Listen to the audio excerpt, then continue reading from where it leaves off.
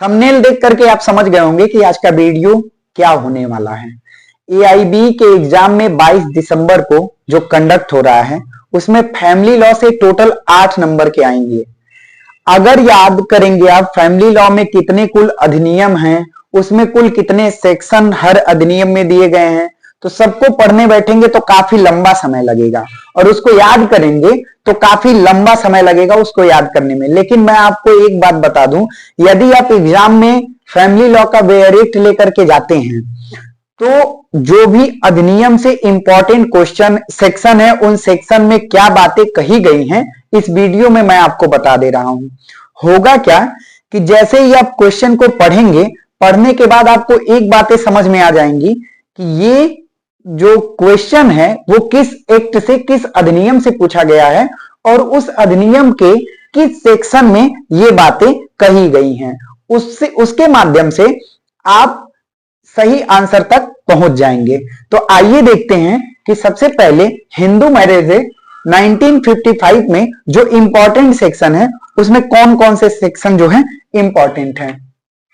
अगर बात करें कंडीशन ऑफ हिंदू मैरिज की तो वो सेक्शन 5 में बताया गया है कि कोई भी यदि हिंदू मैरिज करना चाहता है तो फिर उसके लिए कौन कौन से कंडीशन होंगे जिसे उसको फुलफिल करना होगा। जैसे अनसाउंड माइंड ना हो, स्वस्थ चित्त का होना चाहिए, एक जो एज दी गई है वो एज पूरी कर चुका हो। दूसरी चीजें कि जो उन लोगों की आपस में शादी कराई जा रही है वो एक दूसरे के कंसेंट से होनी चाहिए। तो जो शादी के लिए, मैरिज के लिए कंडीशन दिए गए हैं वो सेक्शन 5 में दिए गए हैं हिंदू मैरिज एक्ट 1955 में 5 के।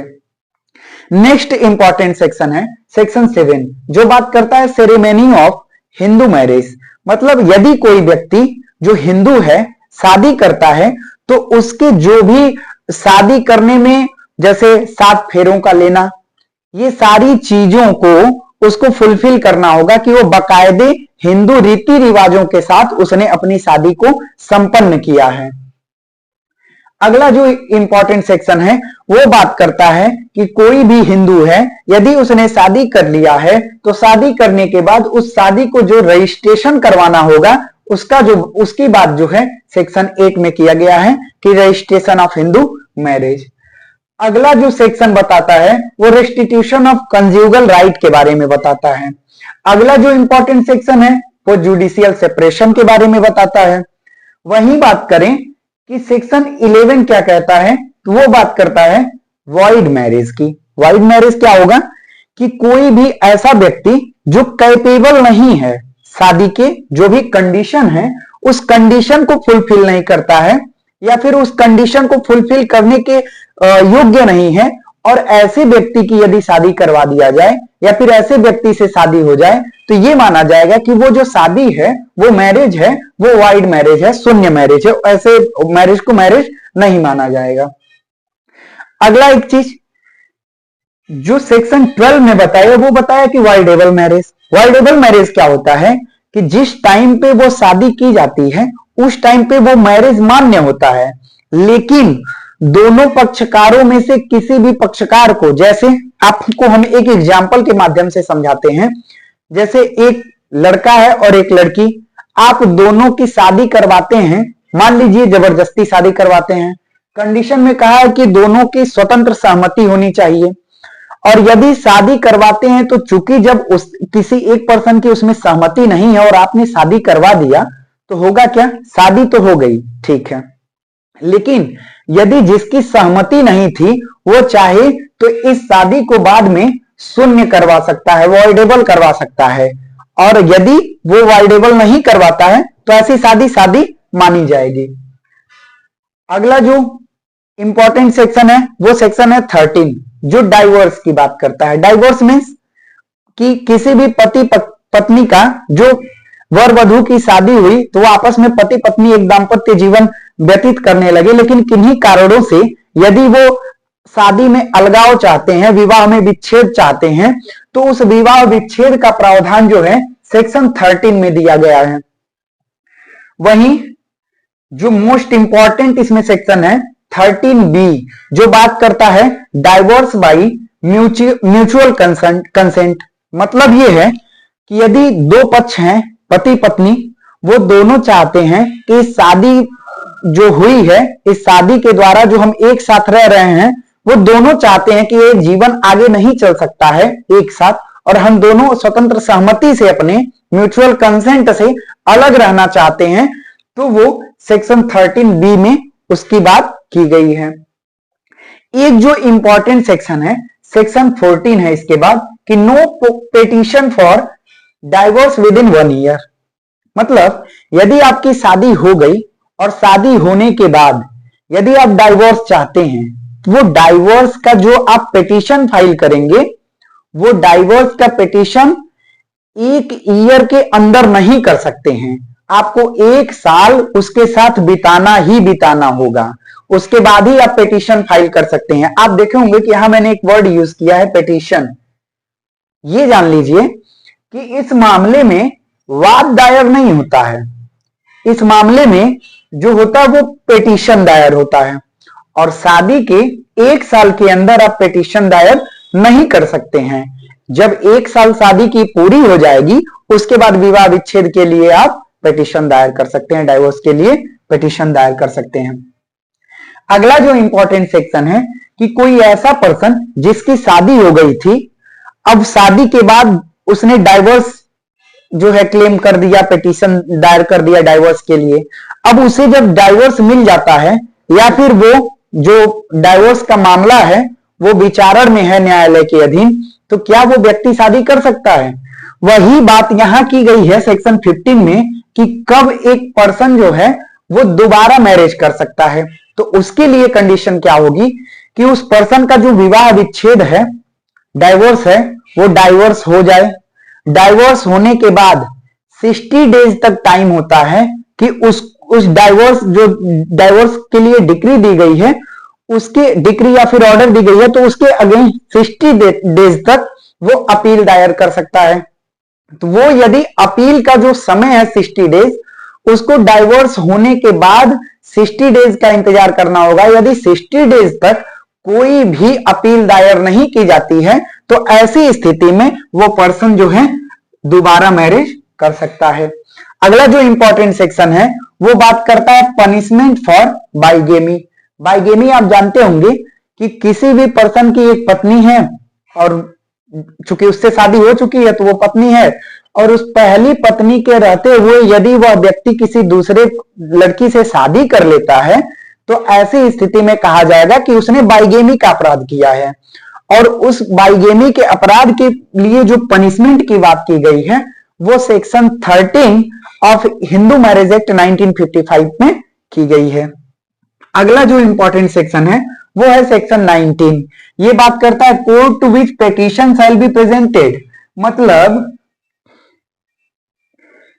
फैमिली से रिलेटेड मैटर के लिए आप पिटीशन किस कोर्ट में देंगे, किस कोर्ट में आप पिटीशन जो है फाइल करेंगे, इसकी बात करता है कि न्यायालय की जो अधिकारिता है, न्यायालय की जो जुरिस्डिक्शन है, उसकी बात करता है सेक्शन 19। अगला जो इंपॉर्टेंट सेक्शन है वो है सेक्शन 21। 21 कहता है कि जो एक्ट नंबर 5 है 1908 का, 1908 का एक्ट नंबर 5 कौन सा है? सीपीसी है, सिविल प्रोसीजर कोड। यानी सिविल प्रोसीजर कोड क्या इस एक्ट पर अप्लाई होना, ये बताता है सेक्शन नंबर 21। अगला जो इंपॉर्टेंट सेक्शन है वो है 21A, जो बात करता है कि पिटीशन को ट्रांसफर किया जा सकता है। जैसे मान लीजिए कि कोई पति पत्नी लखनऊ में रहते हैं, लखनऊ की ही पत्नी भी है, दोनों में डाइवोर्स हुआ, डाइवोर्स के लिए जो मामला है वो लखनऊ के न्यायालय में चल रहा है। अब उसके बाद पत्नी कहीं और शिफ्ट हो गई तो उसे आने जाने में काफी समस्याएं होंगी, तो वो चाहे तो फिर उस जो कोर्ट है, जिस कोर्ट में वो मामला चल रहा है, उस मामले को ट्रांसफर करवा के दूसरे कोर्ट में शिफ्ट करवा सकती है। तो वही कह रहा है कि 21A जो सेक्शन है वो power to transfer to petition. अगला जो सेक्शन है इंपॉर्टेंट वो है 21A, जो बात करता है कि special provision for trial and disposal.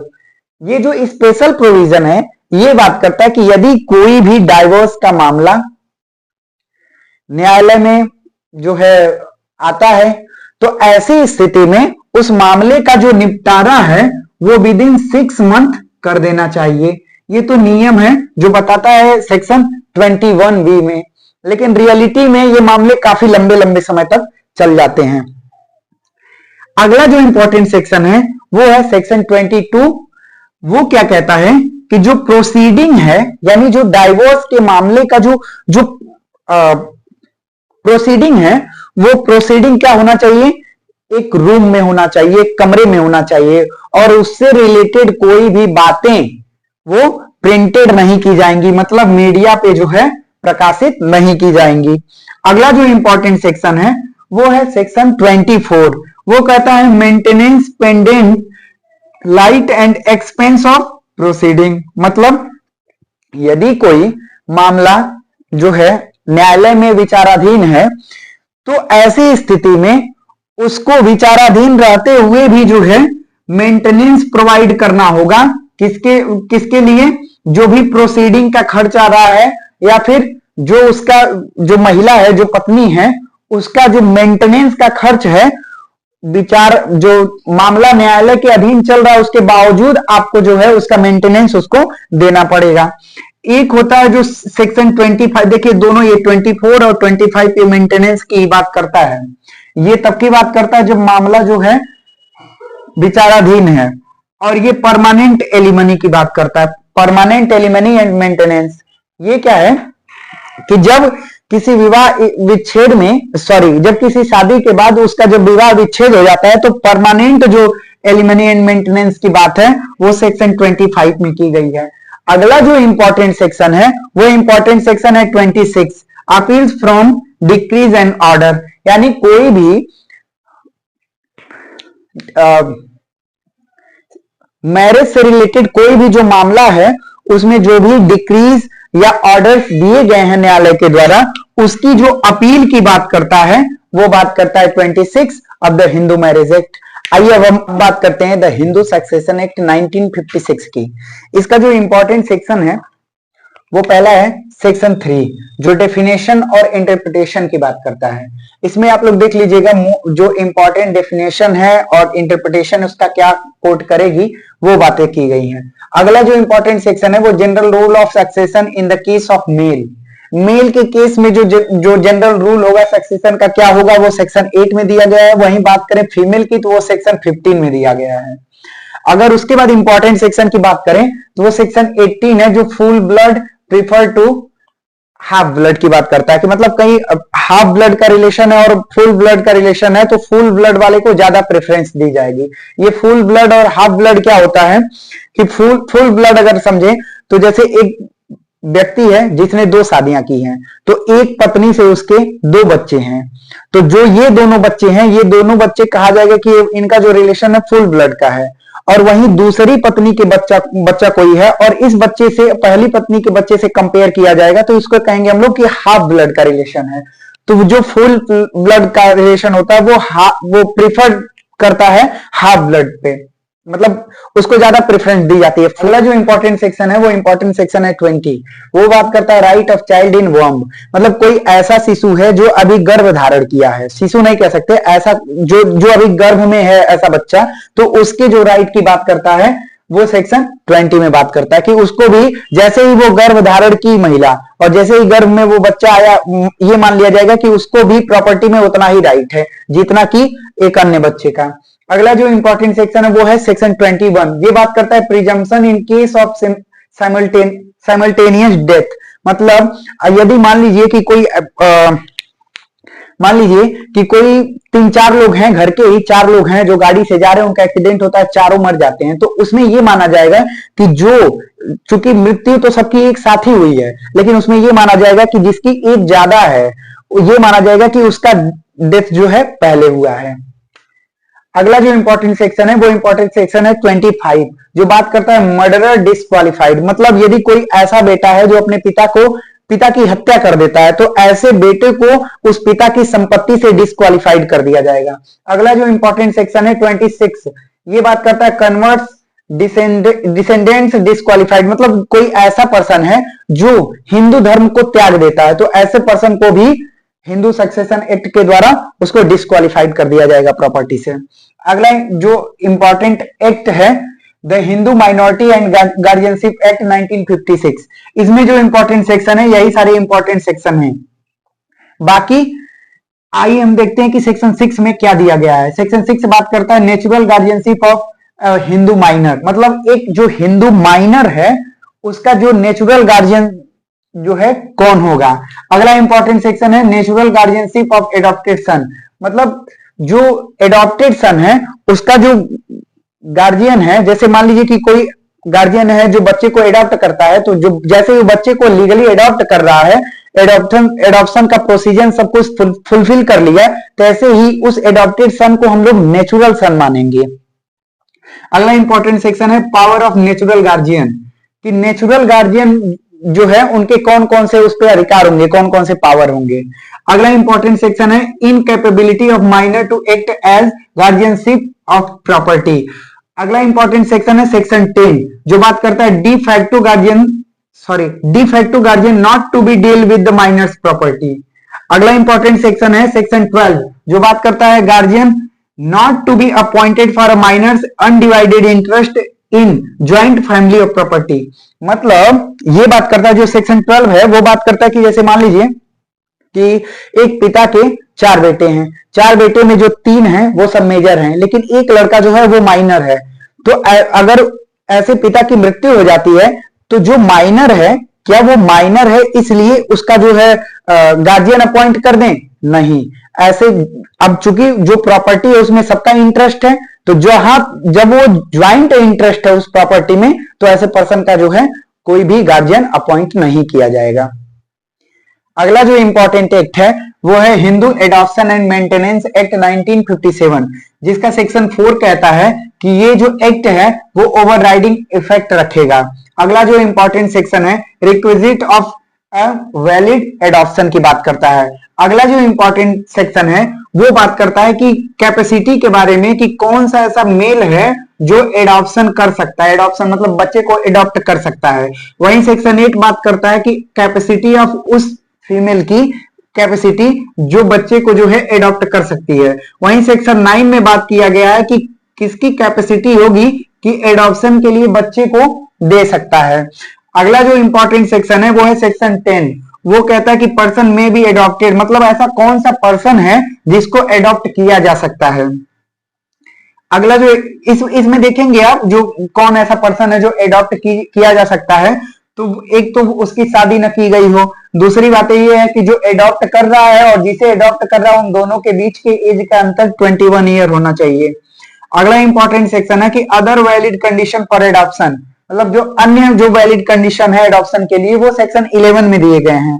अगला इंपॉर्टेंट सेक्शन है कि सेक्शन 12 क्या कहता है कि इफेक्ट ऑफ एडॉप्शन, मतलब यदि आप किसी बच्चे को आपने एडॉप्ट कर लिया लीगली तो वो एडॉप्शन के बाद वो बच्चा जैसे नेचुरल बच्चे के राइट होते हैं वही सब राइट जो है उस एडॉप्टेड सन के भी हो जाएंगे। अगला इंपॉर्टेंट सेक्शन है मेंटेनेंस ऑफ वाइफ के मेंटेनेंस की बात करता है सेक्शन 18, और वहीं सेक्शन 19 की बात करें तो ये मेंटेनेंस की बात करता है वीडो डॉटर इन लॉ की बात करता है, मतलब जैसे जो डॉटर इन लॉ है उसका हस्बैंड यदि एक्सपायर कर गया है तो ऐसे डॉटर इन लॉ के मेंटेनेंस की बात करता है। अगला जो इंपॉर्टेंट सेक्शन है maintenance of child and aged person, मतलब कोई जो बच्चा है और उसका जो वृद्ध है उनके मेंटेनेंस की बात करता है। अगला इंपॉर्टेंट सेक्शन है कि डिपेंडेंस डिफाइंस, मतलब जो उस पर डिपेंड है उनके जो है मेंटेनेंस की बात करता है। अगला इंपॉर्टेंट सेक्शन है claimant to maintenance should be Hindu, मतलब जो क्लेम कर रहा है वो जो क्लेम करने वाला पर्सन है वो हिंदू होना चाहिए। अगला जो इंपॉर्टेंट सेक्शन है वो है सेक्शन 26 जो बात करता है डेब्ट्स टू हैव प्रायोरिटी, मतलब यदि किसी बच्चे को आप एडॉप्ट कर रहे हैं तो जो भी डेब्ट जो भी बकाया है उस बकाया को पहले आपको पूरा करना होगा, उसके बाद ही आप उस बच्चे को एडॉप्ट कर सकते हैं। अगला जो इंपॉर्टेंट एक्ट है the Hindu women protection of right on marriage, उसके बाद protection of right on divorce की बात किया है। तो इस एक्ट में सेक्शन 3, सेक्शन 4, सेक्शन 5, सेक्शन 6 और सेक्शन 7 इंपॉर्टेंट है। अगला जो एक्ट है इसमें सेक्शन 2, सेक्शन 3 और सेक्शन 4 इंपॉर्टेंट है। अगर बात करें द हिंदू पर्सनल लॉ, जो शरीयत कानून के नाम से भी जाना जाता है, द हिंदू पर्सनल लॉ शरीयत एप्लीकेशन एक्ट 1937, इसका सेक्शन 2, सेक्शन 3 और सेक्शन 4 इंपॉर्टेंट है। आइए एक बार देख लेते हैं जल्दी जल्दी कि इन सभी के सेक्शन में दिया क्या है। The Muslim women protection of right on marriage,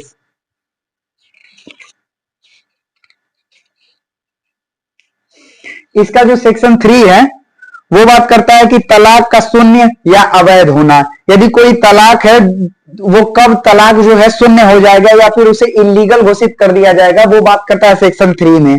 वहीं बात करें कि पनिशमेंट फॉर प्रोनाउंसिंग तलाक, वो सेक्शन 4 में बताया गया। ये क्या है कि जैसे नहीं पहले कोई हस्बैंड है वो कह देता था 3 बार की तलाक तलाक तलाक, तो उस वाइफ का मान लिया जाता है कि उन दोनों के बीच जो है तलाक हो गया है। तो अब इसमें दो चीजें याद रखिएगा कि ये जो प्रोनाउंसिंग तलाक की बात किया है, इसके पनिशमेंट की बात सेक्शन 4 में की गई है।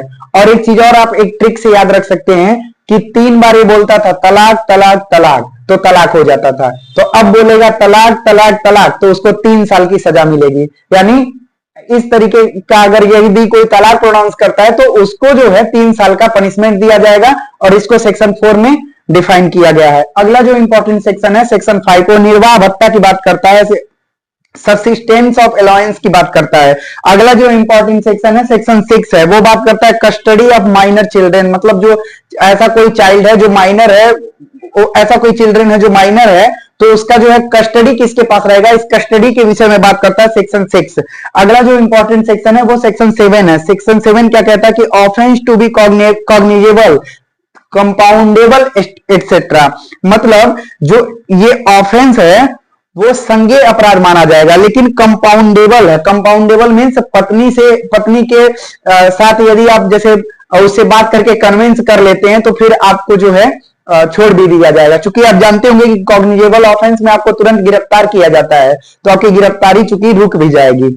अगला इंपॉर्टेंट सेक्शन एक्ट है the Hindu women protection of right on divorce act 1986, इसका सेक्शन 2 देखिए क्या कहता है।